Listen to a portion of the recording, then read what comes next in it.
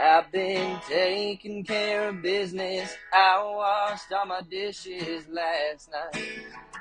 No, I didn't. I fed all the horses, did the things I've been ignoring in this 9 to 5. With the weekend finally coming around, I'll be picking the cricket crowd. Nowhere to be but front porch bound. And I got all the time in the world. There ain't nothing on my plate that needs doing today. I might seem a little lazy, but I've earned it for sure. I got all the time in the world.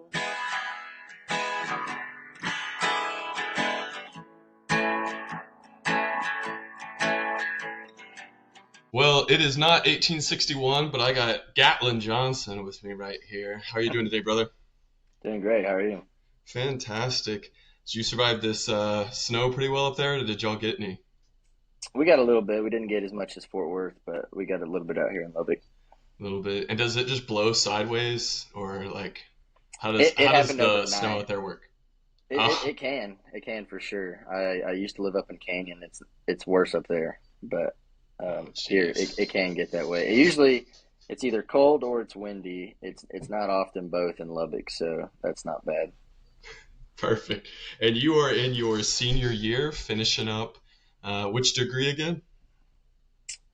I'm a bachelor's And what are you studying? kinesiology. Okay. Okay, got to learn how to move right, you know. Yeah, sports And science. do you want to go towards like sports, athletic training, or are you going more towards deeper studying? I want to do music. No, I yeah, like that. No, that's my great. Yeah. my original plan was to be a football coach, and I still feel that at some point in my life I'll be a football coach. I don't know when that's going to be, but Hey, right even now, if it's pee-wee. oh yeah, no, I'll be a high school coach at some point. Yeah, and you know about that because you played running back for Aledo, yeah? I actually did not play running back for Aledo. I was a linebacker and a fullback. Um, Yeah, I, totally. My we research had was way sideways. well, no, somebody I think somebody misspoke one time. I was a running back at West Texas A&M in college for a year, and so that kind of got lost in translation, maybe with some other folks. But I never played running back at Aledo. I was a junior varsity quarterback, and then I was a varsity linebacker and fullback my junior and senior year. Well, I'm glad we set the record straight. We'll make sure Yeah, that everyone knows from here on we out. we had a much better running back than me. I probably would have been all right, but Demarco Roberts was our running back, and he was outstanding. Love that. And how have you been feeling about all the playoffs going on right now? Any hot takes or strong opinions? Anything you've seen that stuck out to you? Last night I watched the Texas and Ohio State game, and I mean the last couple games in the playoffs, the Notre Dame, uh, Penn State game, and then that game last night was they've both been really really good football. I've enjoyed it. Finally, hmm And how do you think NIL has affected all this? I don't fully know like how to correlate what's been going on, but it's clearly even the playing fields are made the path every school takes very different. yeah, I think out here at Tech, I think it's going to help us a lot in the next couple of years.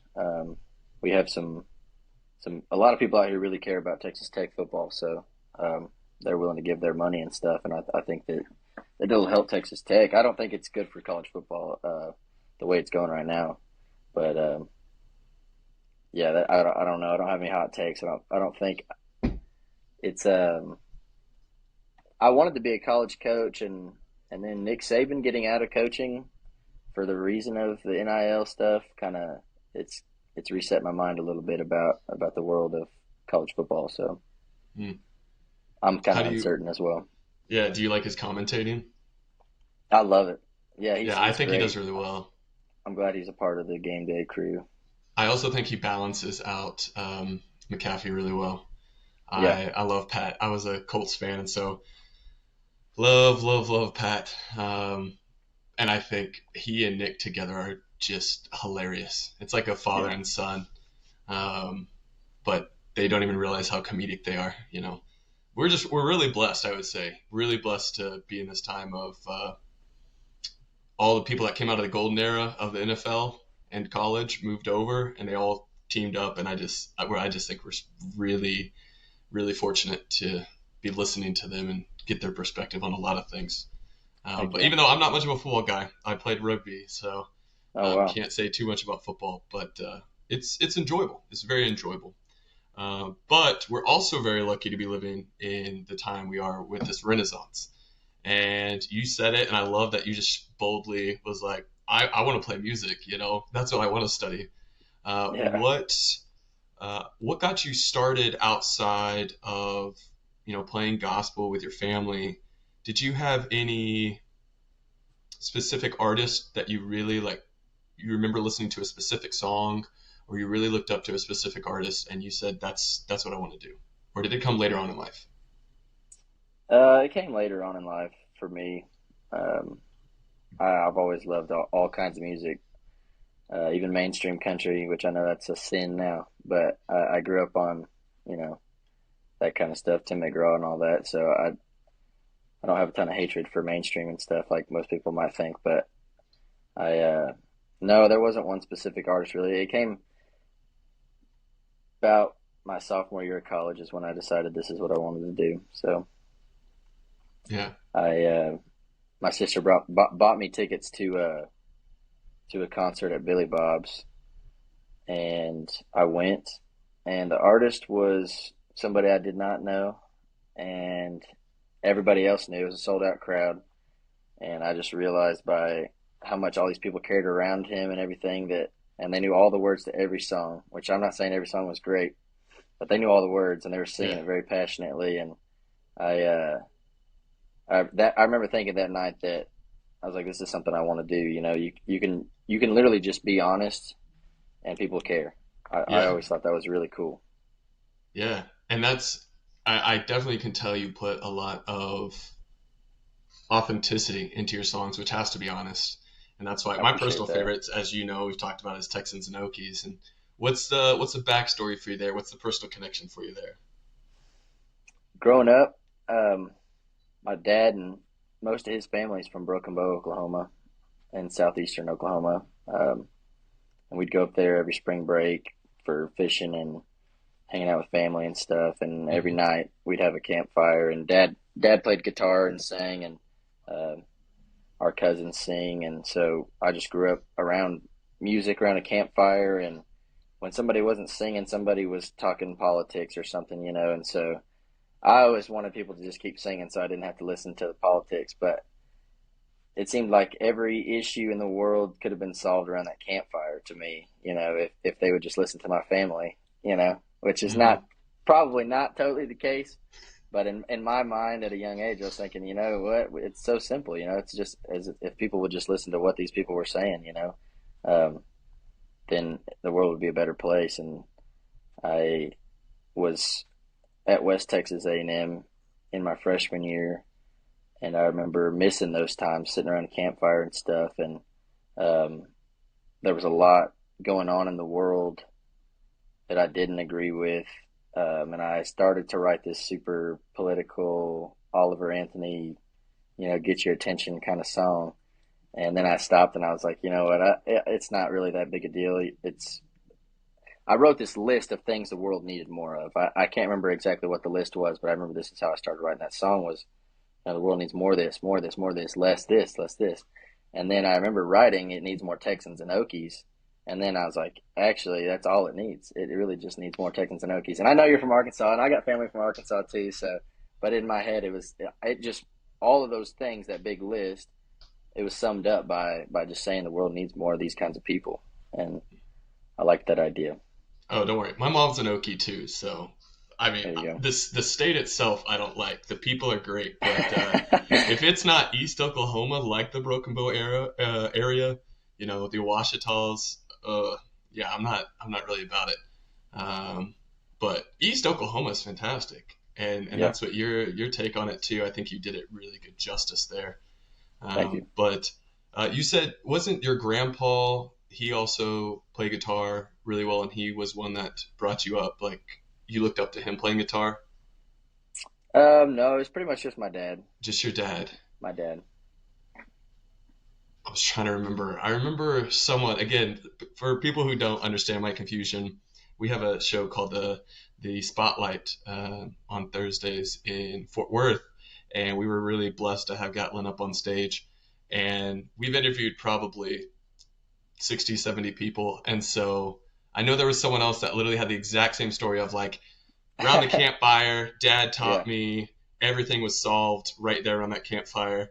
And something about the album cover, but I'm thinking now that might be someone else. They had their dad and grandpa on the album cover. Oh, there you go. But we're skipping today. It's a little No, little my chunky, my, but my grandpa around the campfire, my dad's dad, he didn't play or anything. He'd sing with us some, and mostly he would just request that one song. Play mm, that one song. I love We that always thought that he's was the jukebox requester. we Did he always give thought that you was really any funny. But quarters? I mean that was no, that was really like a direct quote was play that one song.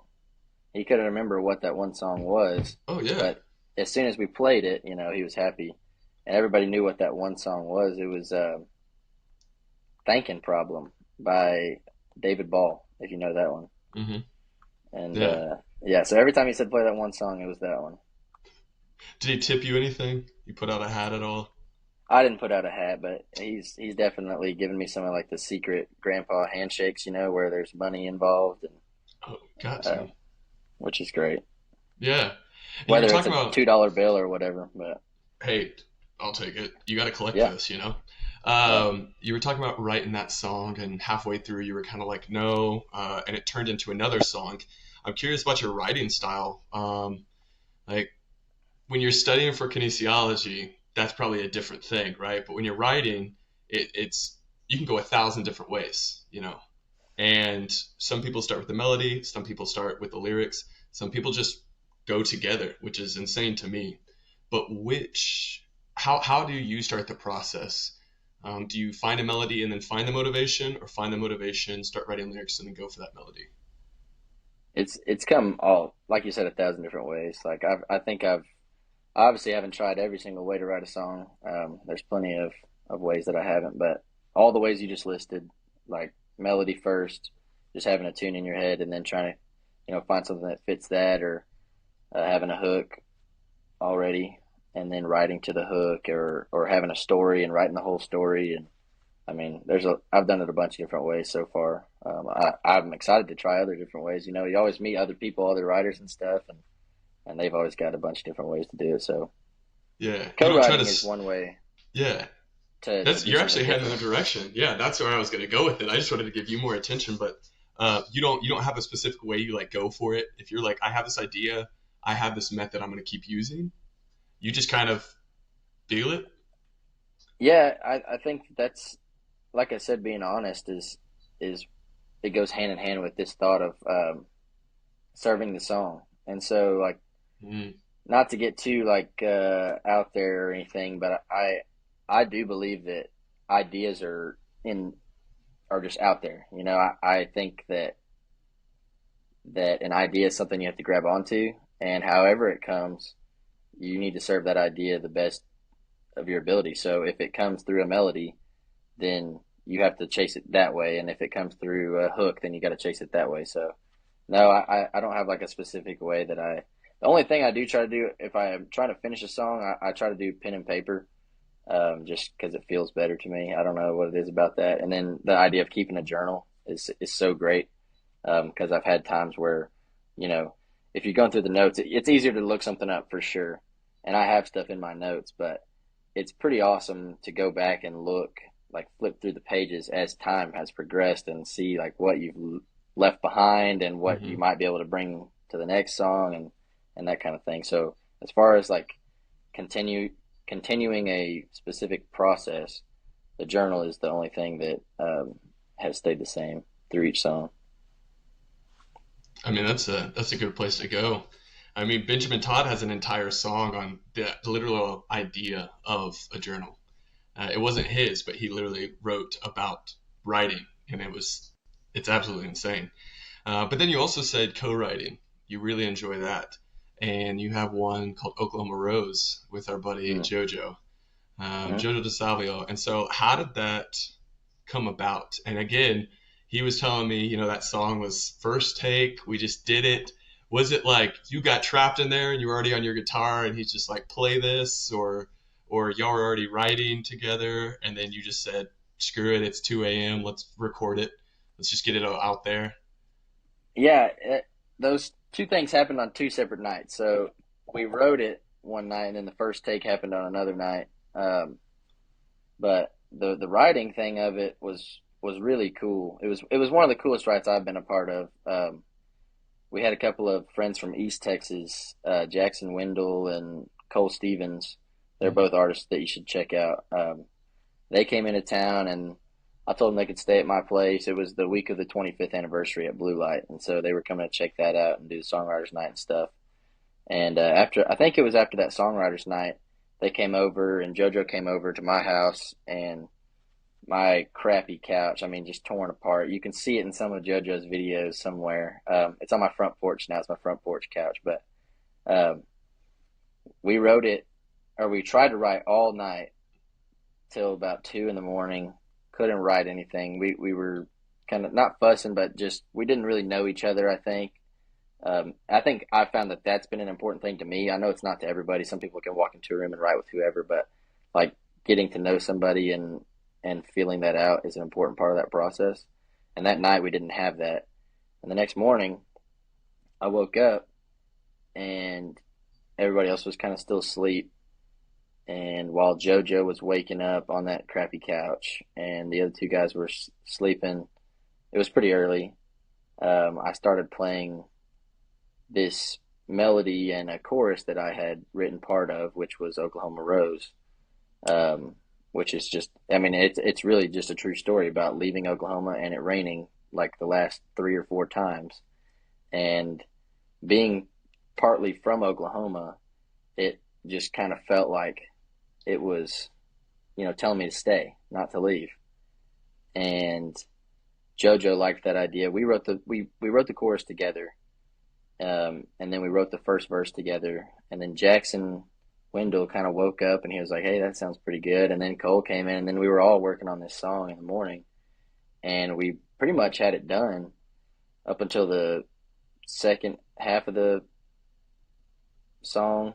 I guess the second verse, yeah.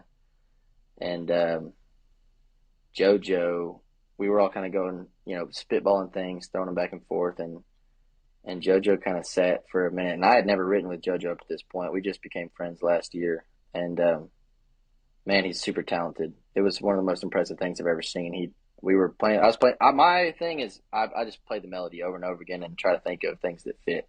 Mm-hmm. And as I was doing that, he was literally just sitting there going like this. And I thought he was like mad at me or something. I didn't know what was going on. And then he just said, "Keep playing." And I played it, and he just spit out half of a verse that was some of the best stuff I've heard so far. And we finished that song pretty quickly that morning. And it's one of my favorite songs that I've written. That's cool. Yeah. That's cool. And then recording it was kind of the same thing. I'll let JoJo tell that most of that story, but it was basically we were just up too late one night, and one of the sound guys that works at Blue Light, Leighton, he was like, "Hey, I'm setting up a little recording studio in my house. If y'all want to come over and record." And we went over there, and um, I was trying to write another song because we were same. It was the same feeling, like me and JoJo together, and we were kind of working on one, and then they were like, "Let's record something," and so. Seriously, first take, JoJo did that, and it's some of the best vocals that I've heard him do. Um, so yeah, both of those were very like natural, in the moment kind of things, and it feels that way, I think. And we both. I don't know if he plays it in his set, but I played in mine, and it feels completely different. It's not a whole different song, but it feels totally different. It's a super country song, and his Hmm. got a lot of soul in it, and it's great. I love both versions. If you're ever like in Fort Worth at one of our shows, you'll hear us do it. So That's the thing. I always try to make any show I can when I'm free when y'all get out here. Like I greatly enjoy y'all's live music. I mean, I wouldn't have you on the show if I didn't. Because to me, live music is what makes a country artist. I don't think there's such thing as a studio country artist because, like you were saying, country music is well, music as a whole, but specifically what you're writing is about honesty, truth. And in a whole, it's storytelling. That's the only thing that really separates our genre from everyone else is storytelling. And so, um, radio, stadium, pop, bro, boyfriend country has its place, but I try to stay in the places that prefer your style of music. And you keep mentioning Blue Light.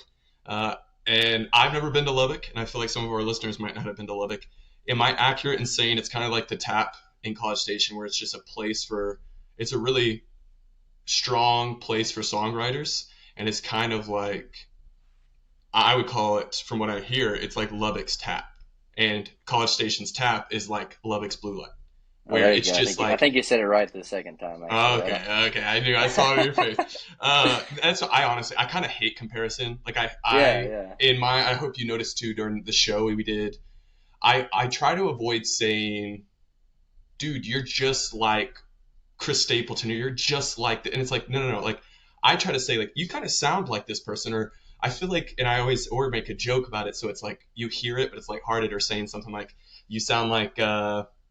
You remind me of I don't know, Parker McCollum if he was raised in South Dakota or something, like to mention something but that separates you from everything else, so that you at least have a little bit of a type that you can push, but it's not as though I'm trying to box you in. So yeah, the Blue Yeah, Light is not boxed in.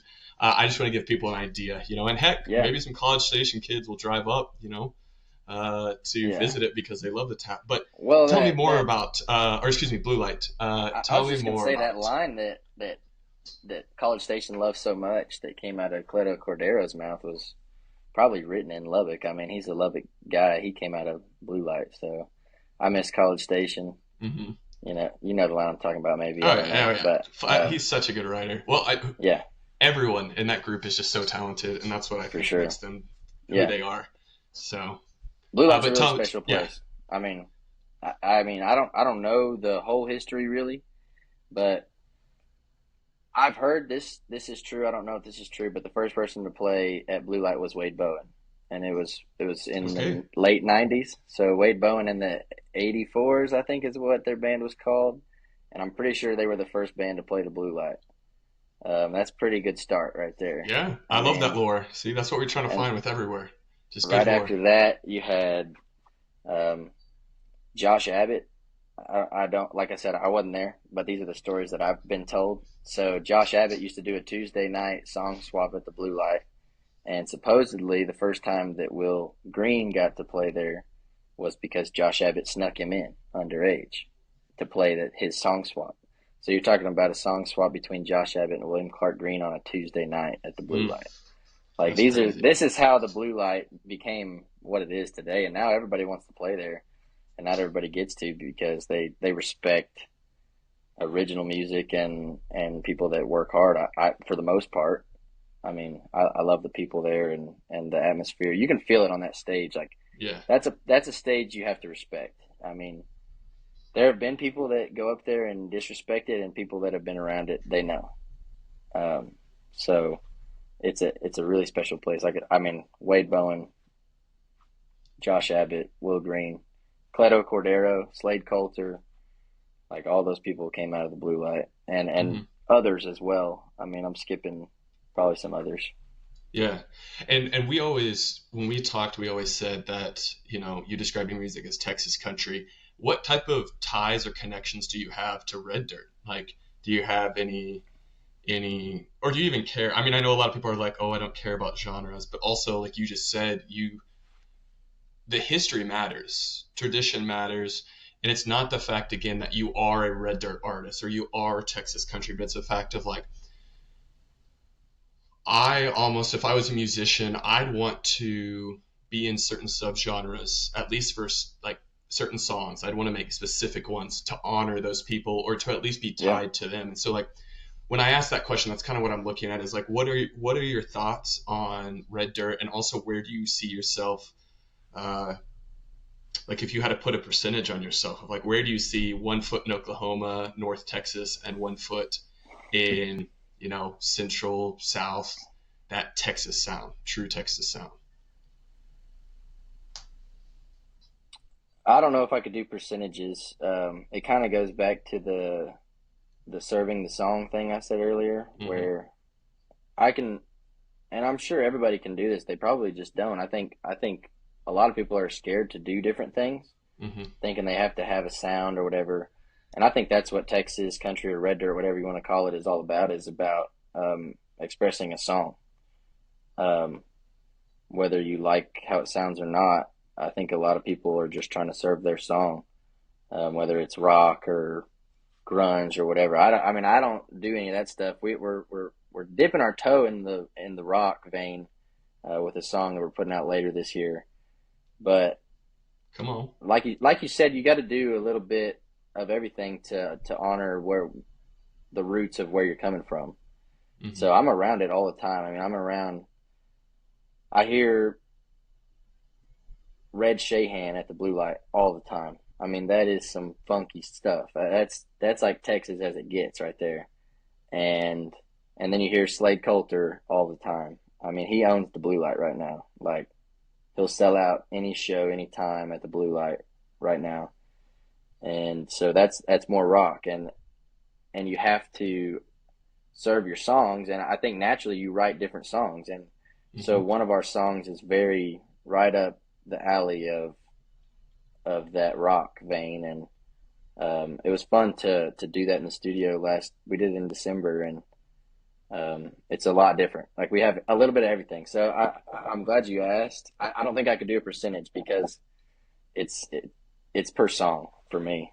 Mm. I there's a quote by Chris Christopherson. I don't know that it's that well known or anything, but if you listen to one of his recordings of me and Bobby McGee, um, he says it right at the beginning.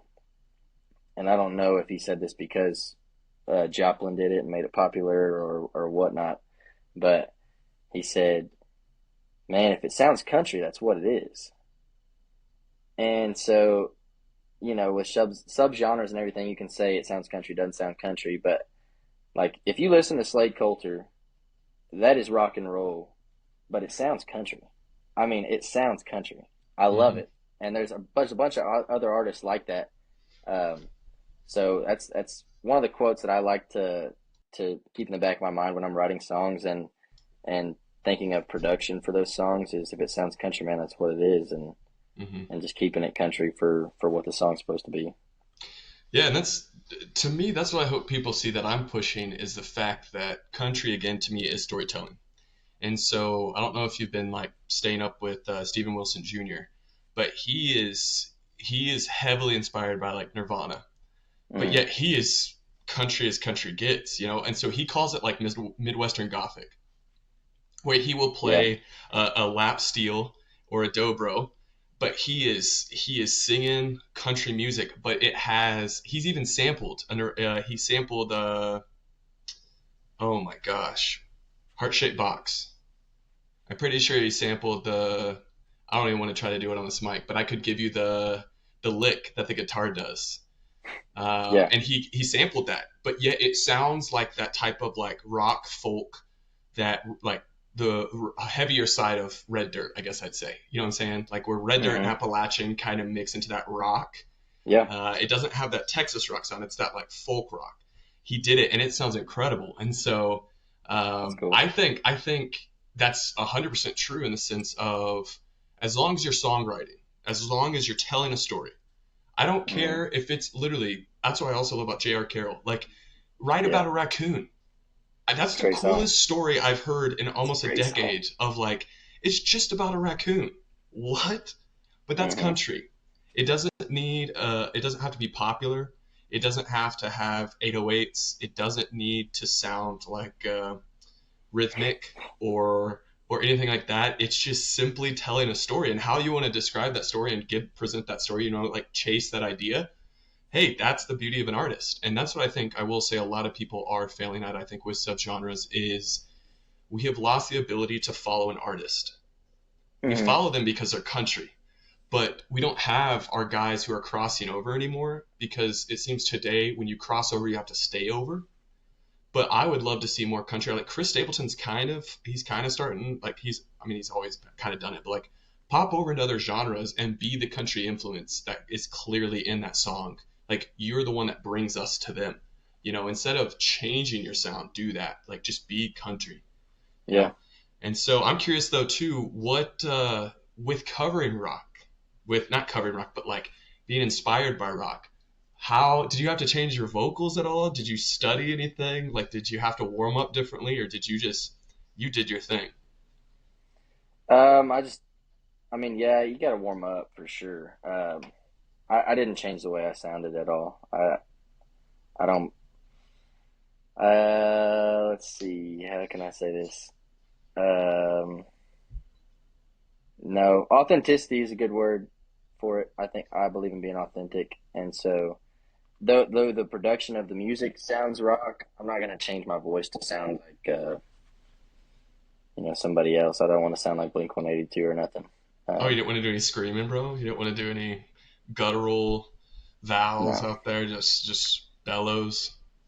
no, yeah. I mean, I'm a pretty good impressionist, but I don't think that's not something that I want to do in my music. I'll say it that way.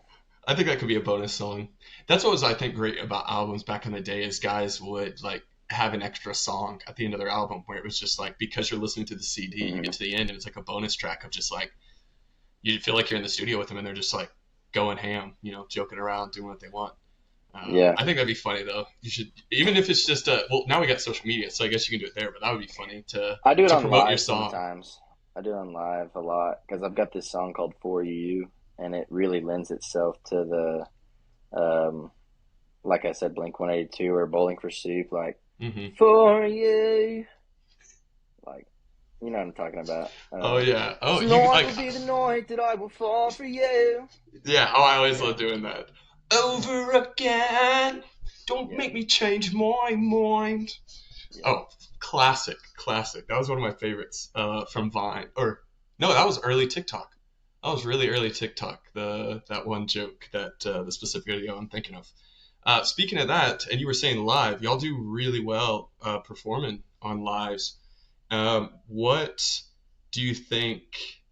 Like, how are you feeling right now about everything going on? I think it's what January 19th now. They're saying about TikTok. I don't. I haven't kept up with it. Yeah, supposedly I think it's January 19th. They are talking about the ban, but again, from what I've heard, if you have it downloaded, like you can't re-download it. So it's like I hope they you're get just rid gonna of roll it with the all. punches. I hope they get rid of everything, and everybody just has to go see live music again. Honestly. I like the way you think, Atlin. See, Yeah, you're popping out that's with just gems in this.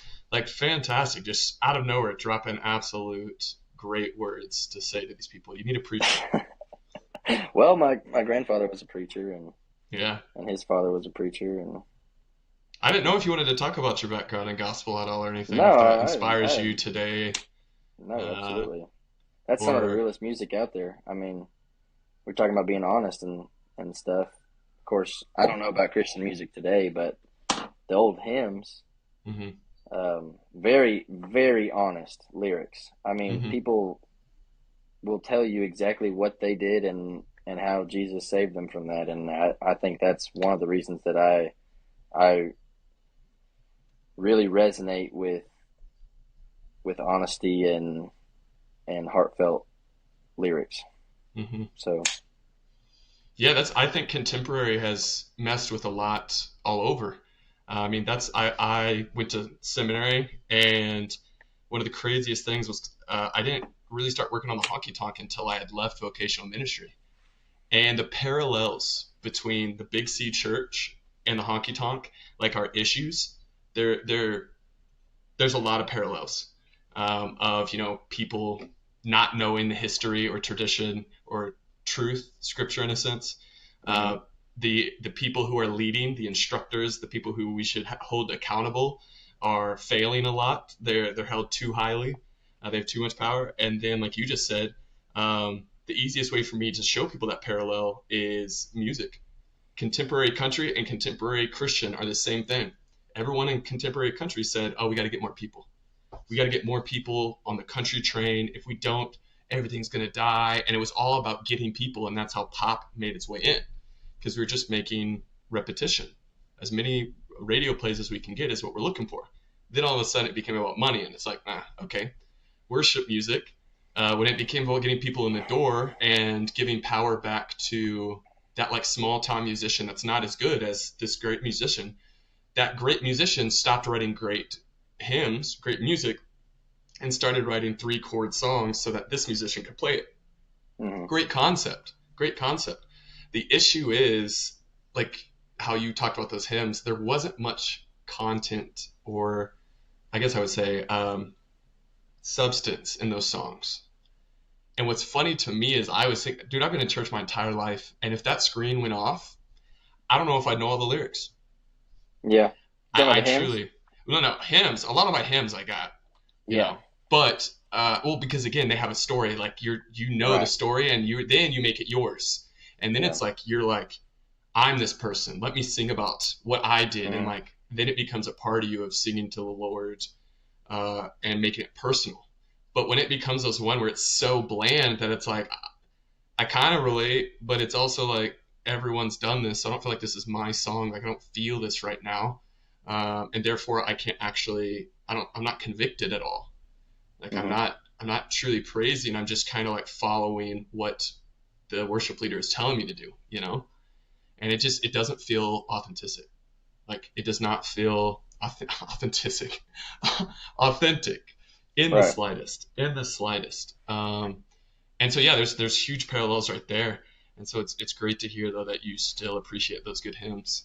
Absolutely. Where I does your faith play into what you're doing right now? Is it still that chasing the idea? Is that a very faith based thing for you? Of you think that inspiration, like your muse, is the things that the Lord gave you?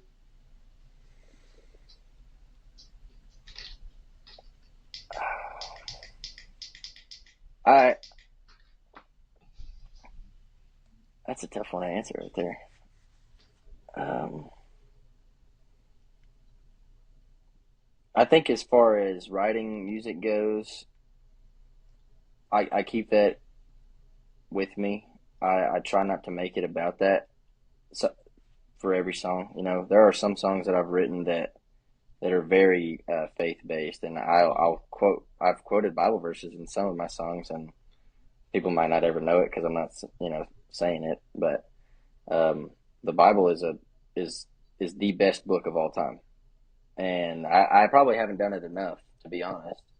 But using the Bible as a tool to write a song is a really great thing to do.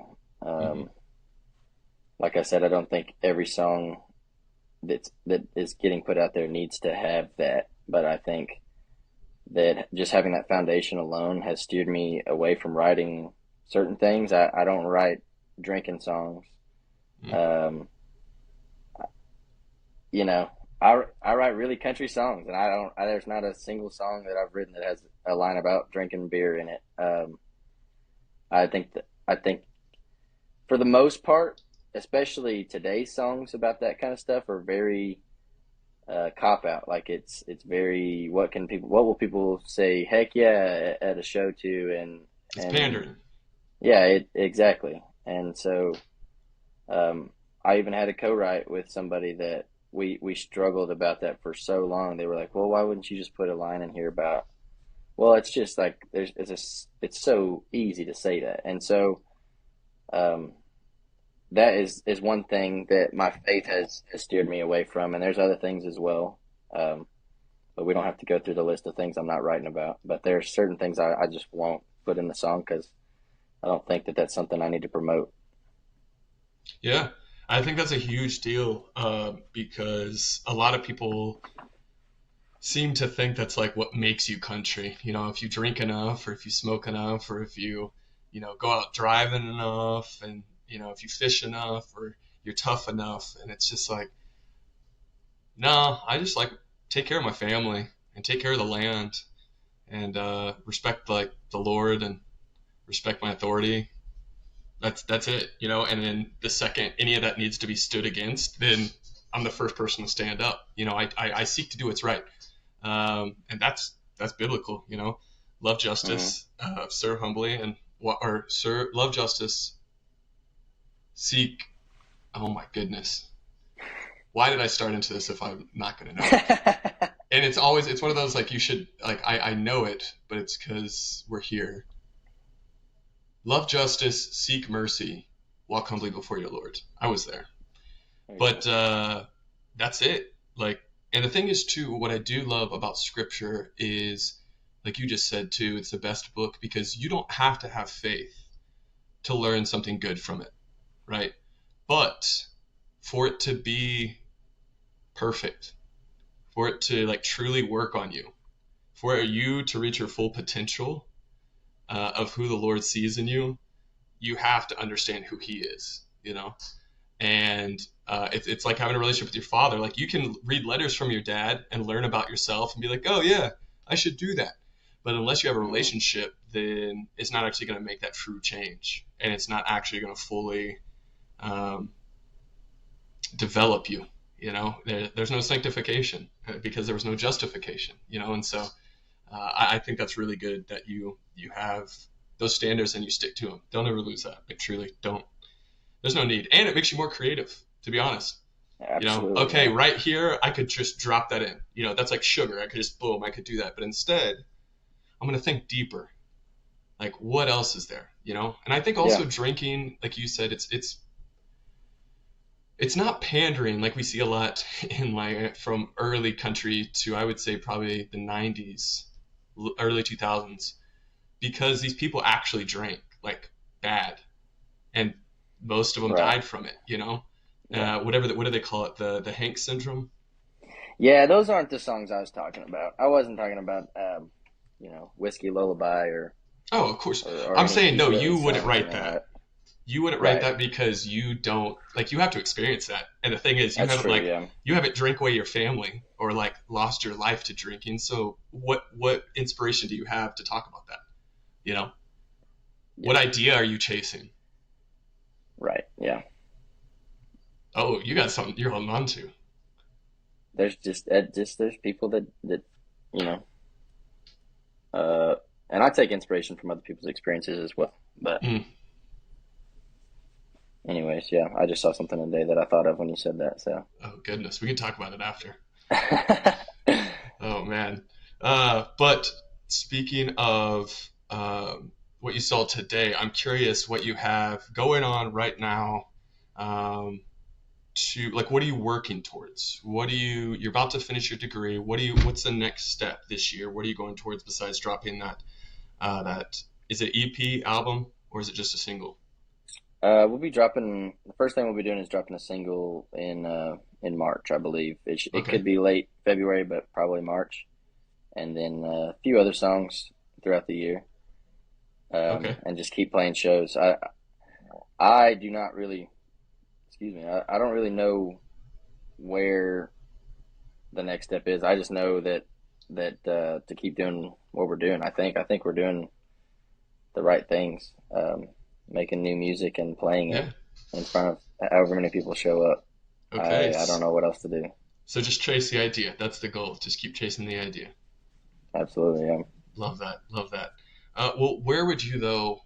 Clearly, you have goals, but I'm curious, where do you see success? Like, what would you want to see? Like, is it a magazine article from a specific publisher that you love? Is it an interview with a certain person? Is it making a song with a duo that you love? Making a duet with someone you love? Is it the fact of like, if your dad approves of this like certain song, or like what do you define as success? And it could be multiple things, but like I'm curious where you see success in the future so that I'm chasing this idea and this is the next like notch in my belt. Yeah, to me, success is based on people showing up. I think Okay. I think we've really started to build something here in Lubbock, where we play at the Blue Light, and you can see people singing some songs back to us. And I think that success on a bigger level looks like that room is full of people, and Hmm. nobody can get in that's one in, one out, and everybody in there is singing every word to every song. I think that's the ultimate goal, and I think that after that, it's going to towns that I don't live in and seeing people doing that. That's how I would define success for me, because that affirms that my words are resonating with people Hmm. everywhere, and so that's how I would define success. Okay, so you're like a farmer of artists. You wanna develop the specific areas, and as you do that, it's naturally going to grow out. And so you want to Oh yeah, see you're loyal to where you are. You're loyal to the soil. You're not a cowboy in yeah. the sense of you just want to go for the glory, go for the big, like as far as I can get, as quickly as I can. You're here, and you want to develop areas. Absolutely. Yeah, that's one of the reasons we play where we've played, and where we're playing the next couple months is, I believe that these areas are very, very important to Hmm. music, and that music is important to these areas. Um, my hero, as far as his like artistic beliefs, I guess, is Sturgill Simpson. And you talk about like mixing genres Yeah, and yeah. having loyal fans, like that is what I want to do. I don't need, it would be great to play stadiums or whatever, but I want to fill a room, and with people that know my songs, and they know my songs because they care, Yeah. not because it's some TikTok brainwash. Um, my bass player, I think it was him. He came up with the term, red dirt brain rot. Um, you know, there's people that know every word to every song because it's showing up 1,000 times a day on their TikTok feed. They don't really care what it's saying. Hmm. So those aren't the fans that I'm looking for. I mean, I hope they come to their senses, and we awaken them from their slumber. But um, like the Sturgill Simpson kind of fan that really cares about music and cares about meaning is the kind of people I'm trying to fill a room with. And I don't, big, small room, whatever. That's success to me. Hmm. Yeah, I love that. I love that. I actually was going to mention Sturgill when we were talking about, finding that rock sound. I was like, what is it, Johnny Blue Skies? Oh yeah. I was like, do you have a Johnny Blue Sky voice? But that's funny, I forgot. You love the two albums Abden. you gave me were Sturgill. Who else? Was it Tyler? I doubt it. I do It was love Purgatory. Sturgill, someone, and then you said Zach Bryan. And I remember I was roasting you hard because I was like, "Where did you get Zach?" And you're like, "Yeah, I think I wrote that answer a little too fast. I'd like to like take that back." And I was like, "No, we're sticking with it." Yeah, that was Um, on Apple Music, I think, was what that was on. But I mean, hey, I'm not ashamed to say that he's a, I think he's a great songwriter, and definitely a great performer. They put on a heck of a show.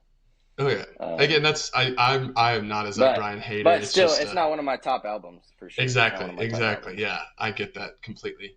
And I'd love to know though too, as a lot of the people listening can tell, you speak with like you don't speak loud. You don't speak like someone like me does. That's just very um,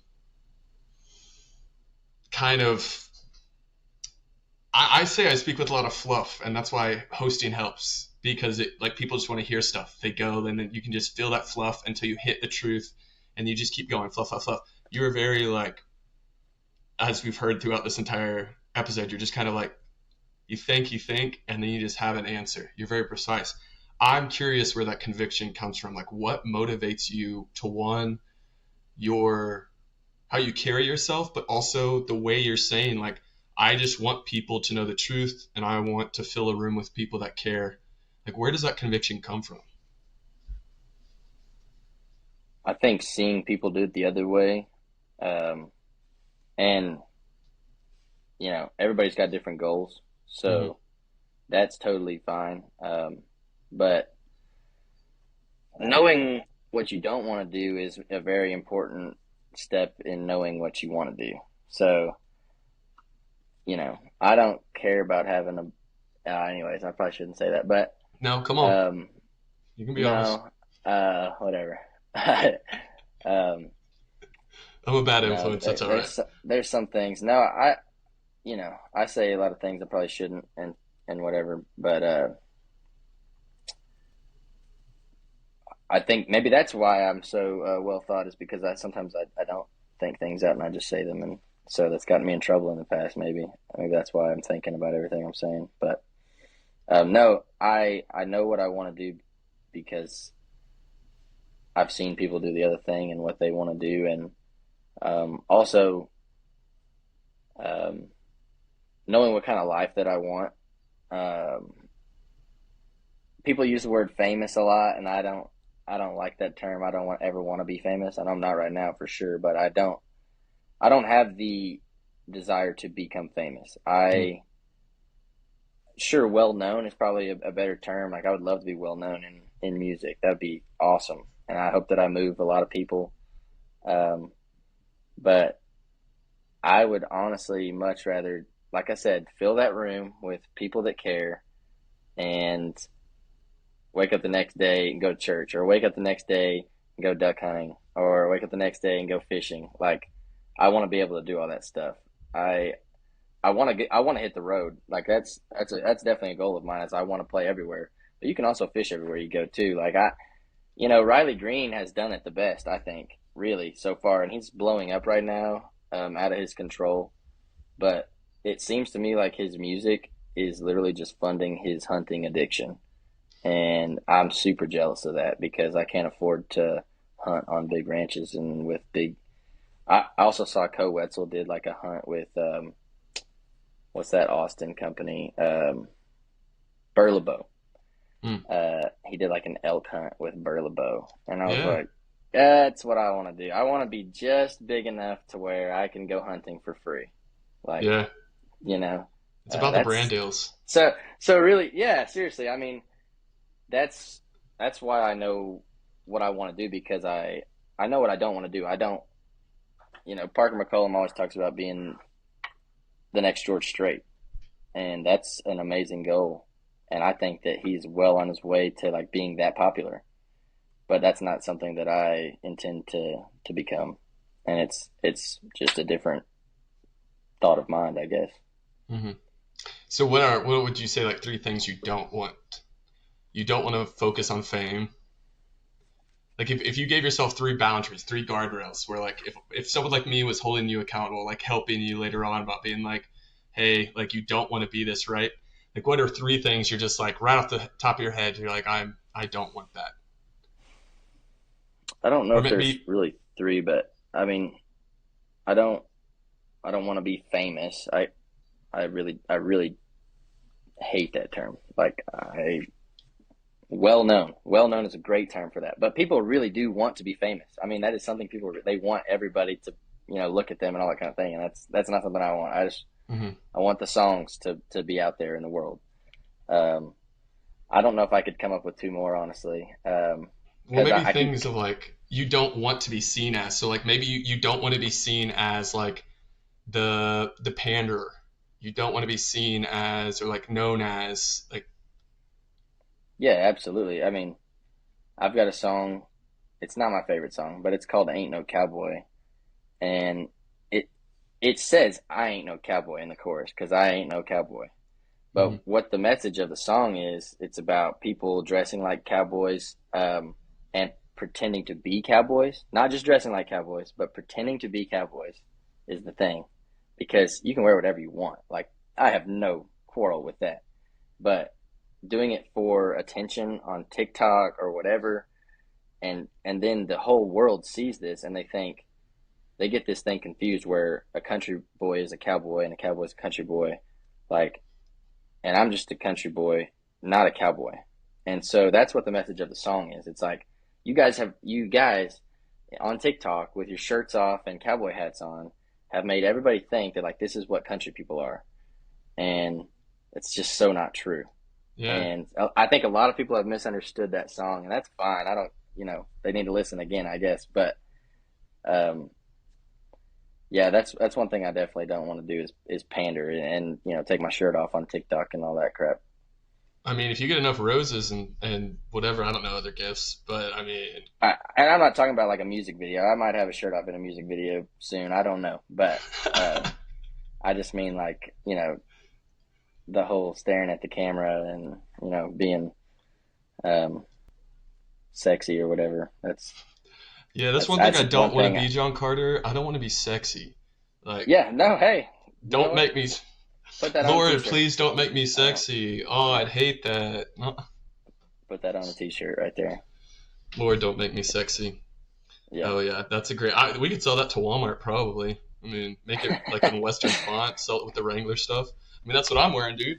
This was like Yeah. 14 bucks from Walmart. That's why I love when people complain about like, oh, I didn't want to dress country during like these country dance comps because it's really expensive. And I was like, Walmart literally has brush poppers, like Pearl Snap, Wrangler shirts. Like, nah, you're good. You got it. It's not too difficult. And that's what's also funny. Like you're saying, these guys on TikTok act like it's really difficult to go get a brush popper. Anyone can do Yeah. it. So why Yeah. is that like the defining factor of who you are? It just doesn't make Yeah. any sense to me. Doesn't make any sense to me. But uh, well, It's a real I thing. yeah, I wanted to open that door just in case you did want to lay some convictions on us. But of course, we can always do that in our own time. Yeah. Yeah, I get you. Yeah. I get you. Yeah. Uh, but I do think that that makes you who you are. Definitely stick to those convictions. Don't ever lose them. Don't ever waver on them. I think they're very important. And dude, I really like what you're doing. I'm looking forward to this coming out. These singles and if it is a full album or just an EP, dude, I don't care. I'll take whatever I can get. But why don't you tell these folks where they can find you if they want to know more? Maybe they got some questions for you specifically. Where are socials? Where are you playing? It's coming to the end of January. What do you got going on? And what would you like them to know? Yeah. Biggest thing we got is actually on the 24th we'll be in Willow Park at Railhead Barbecue. It'll just be an acoustic set with me and one of my buddies, Peter Arena. He's a great songwriter out here in Lubbock, and he plays bass with me for the most part. Plays guitar with some other guys. We'll be at Railhead on the 24th, Come on. and that'll be great. That's my hometown, like Parker County. That's where I'm from, so I'm super excited for that. And then on the 31st, we'll be in Lubbock. We'll be at the Blue Light on a Friday night headlining, and we're bringing out Lincoln Swansea from Fort Worth. He's going to come open for us with this kid named Tanner Menegay from San Marcos. They're both Mhm. super talented songwriters from two different areas of Texas. I thought that was really cool. I kind of thought that'd be cool to put together. I didn't know if it was going to happen. It worked out for both of them. So we're really, really pumped. We might have some other people come out. I'm not sure. Um, but it's going to be a really fun show. If you ever want to make a trip to Lubbock, like come out on the 31st of January. And there's a dance floor. I mean, there's a spot to dance. So that'll be really cool. That show, and then Abilene on February 8th at Big Country Beer Garden, and then on the 22nd of February we'll be at Cheatham Street with my good buddy Cameron Albright, who's a phenomenal songwriter as well. So Yeah. those are the dates coming up, and then you can find me on Instagram at Gatlin Johnson Music, and pretty much every social media platform is Gatlin Johnson Music, YouTube, all that stuff. Yeah. And you got in March. You said the first single should be coming out. Yes, yeah, that's very exciting. Yeah. Okay, March, that's awesome. And then you're looking to try to release it full project or more singles or anything more towards after summer. Yeah, we'll see. We'll see how it comes out. I'm planning all of that right now in the process of making a calendar. So you shouldn't have to wait too long for the next one, honestly. Okay, we'll stick to March though. We'll Yep. rally to March. We're trying to Yep. try to find some of those shows, but dude, I'm really looking forward to what you're gonna do, sticking to those convictions and what you can create by chasing those ideas. So it's been a pleasure, man. I hope you enjoy the rest of your night, and I look forward to seeing you again soon. Heck yeah, man. Thank you for having me.